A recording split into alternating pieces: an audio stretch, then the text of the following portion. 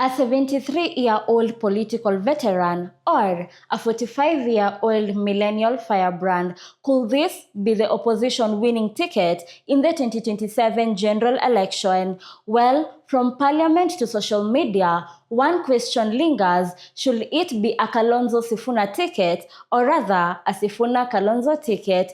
This is what political observers say that could revive the Obama-Biden moment in the USA. Christabel Njeri, welcome to Beyond the Headlines. Politics is a game of numbers, and well, balance is also very important.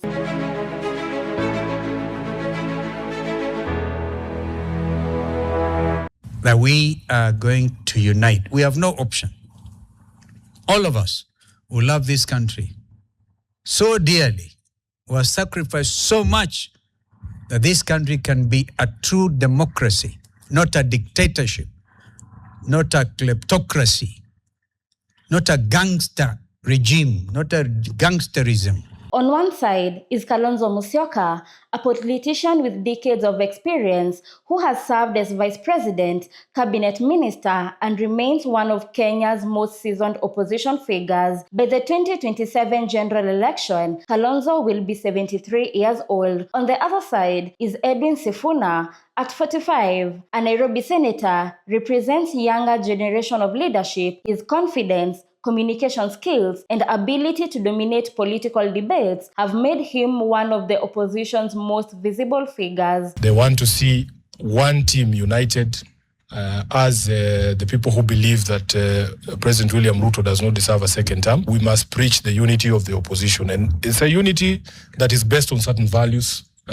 And I'm coming to that as our second agenda here today. Together, they represent a fascinating political contrast, and that's where the Obama-Biden comparison comes in. When Americans voted in 2008, Barack Obama was just 47 years. He inspired millions with a message of hope and change. Standing beside him was Joe Biden, then 65 years old, whose decades of experience reassured voters looking for stability. One represented the future, the other represented experience. Together, they became one of the most successful political partnerships in modern American history. Could a similar formula work in Kenya?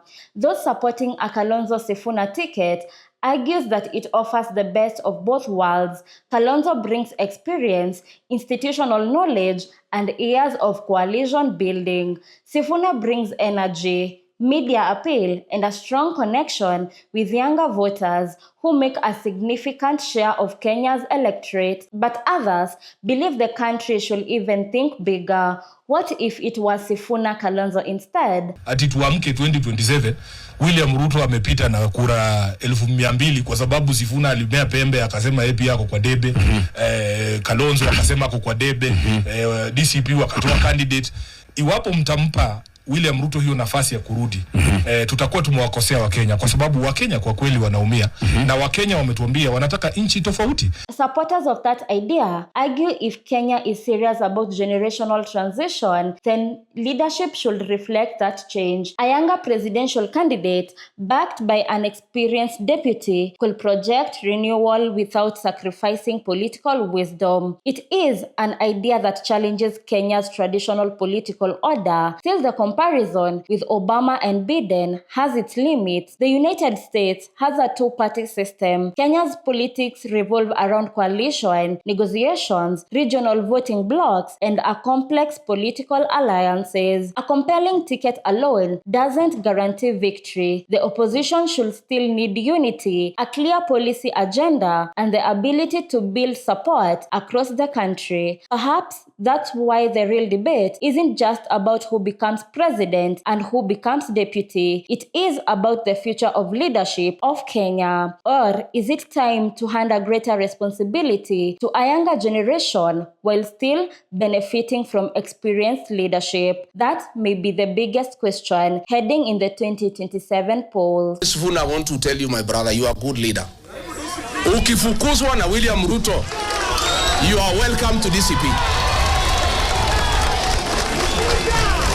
William Ruto amesema hata huyu babu wino akinunua ODM akwe Babu Owino ukifukuzwa na William Ruto, this is your home. Whether it is a Sifuna Kalonzo ticket or a Kalonzo Sifuna ticket, well, election does not revolve around personalities, but it revolves around your right to vote and actually to demand for development. Christabel Njeri, and this is PMTV.